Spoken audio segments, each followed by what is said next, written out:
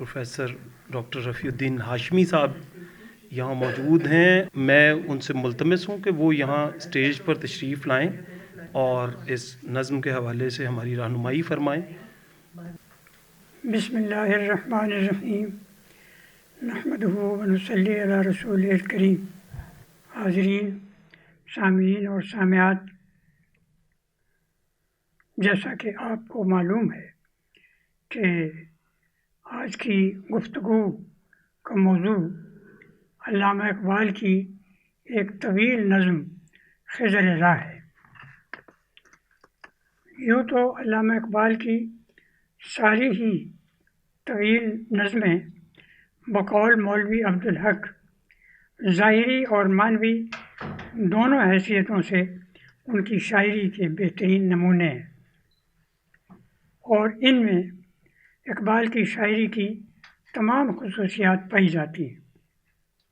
لیکن بعض نظمیں نسبتاً زیادہ جامع ہیں اور اہم ہیں، جیسے خضر راہ، جو دوسری نظموں کے مقابلے میں زیادہ طویل بھی ہے اور جامع بھی ہے. جیسے آپ دیکھتے ہوں گے کہ اس میں ذوق و شوق بھی ہے، وہ بھی طویل نظموں میں شمار ہوتی ہے، حالانکہ وہ صرف مختصر سی نظمیں بظاہر، لیکن معنی اور مطالب کے لحاظ اس میں بہت وسعت. علامہ اقبال انجمن حمایت اسلام کے سالانہ جلسوں میں ہر سال نئی نظم پڑھا کرتے تھے.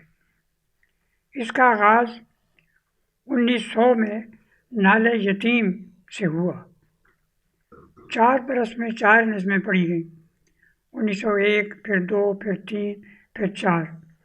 1905 میں علامہ اقبال اعلیٰ تعلیم کے لیے یورپ چلے گئے، اور اس دوران میں ظاہر ہے کہ وہ انگلستان میں تھے.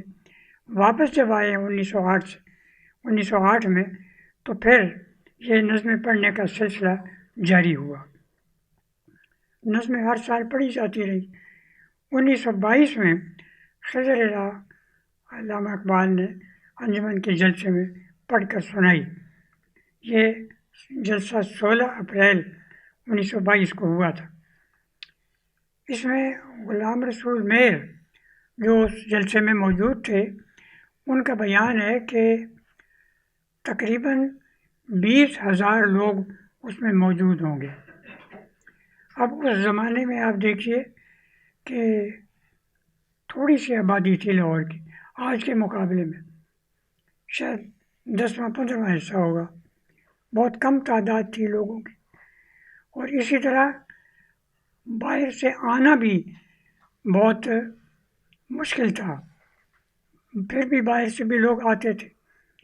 تو اگر ہم یہ فرض کریں کہ وہ جو 20,000 ہیں، اگر آج اقبال اس طرح کی کوئی نظم پڑھتے اور لوگ جمع ہوتے، تو میرا خیال ہے کہ 50,000 یا 1,00,000 کی تعداد سے کم نہ ہوتے. یعنی ہم یہ فرض کرتے ہیں کہ جب یہ نظم پڑھی گئی تو اقبال کے سامنے 50,000 لوگوں کا مجمع بیٹھا تھا. خضر راہ اس اعتبار سے اہم ہے کہ جنگ عظیم اول کے خاتمے پر ہندی مسلمان سلطنت عثمانیہ کو اپنے لیے بہت بڑا سہارا سمجھتے تھے. حالانکہ وہ سلطنت بہت کمزور ہو چکی تھی اور اس کا خاتمہ قریب تھا، اور وہ خلافت برائے نام تھی. چنانچہ یہ 1922 کی نظم ہے.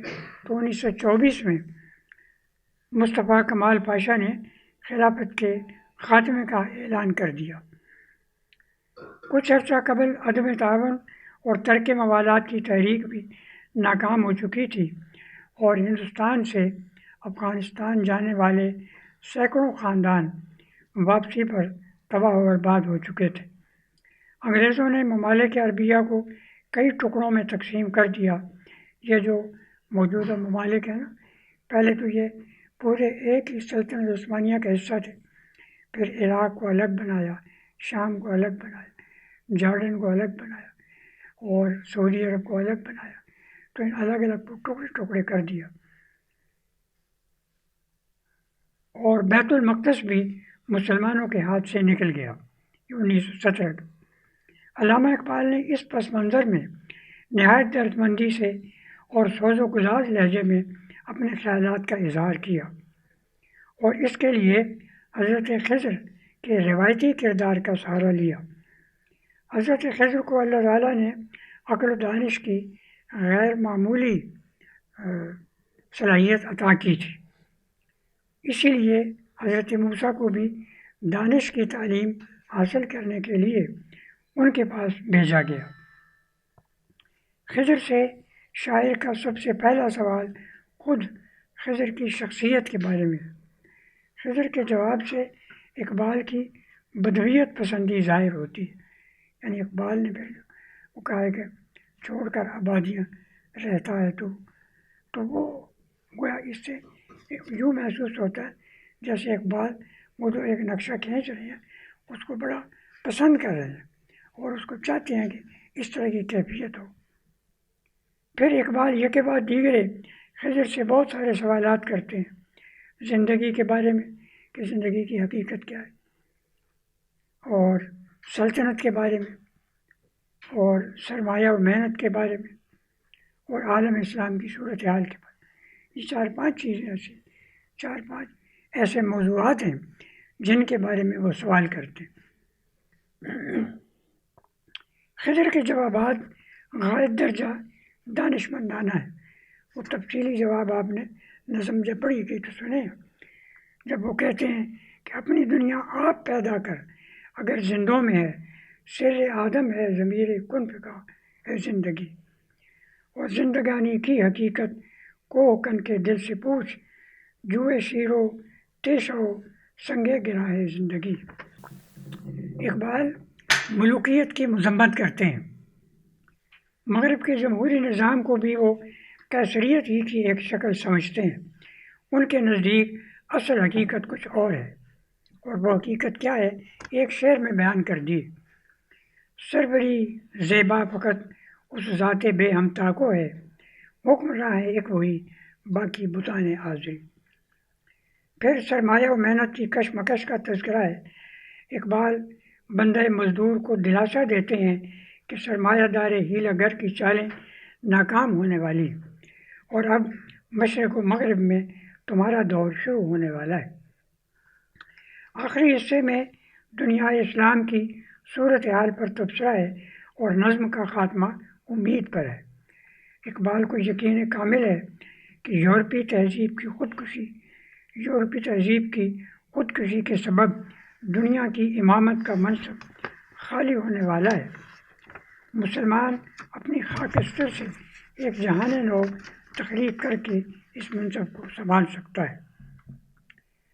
خضر میں اقبال جو کچھ کہنا چاہ رہے ہیں اسے زیادہ باوزن اور مؤثر بنانے کے لیے انہوں نے خضر کے کردار کا سہارا لیا ہے، جس سے ایک ڈرامائی کیفیت پیدا ہو گئی ہے۔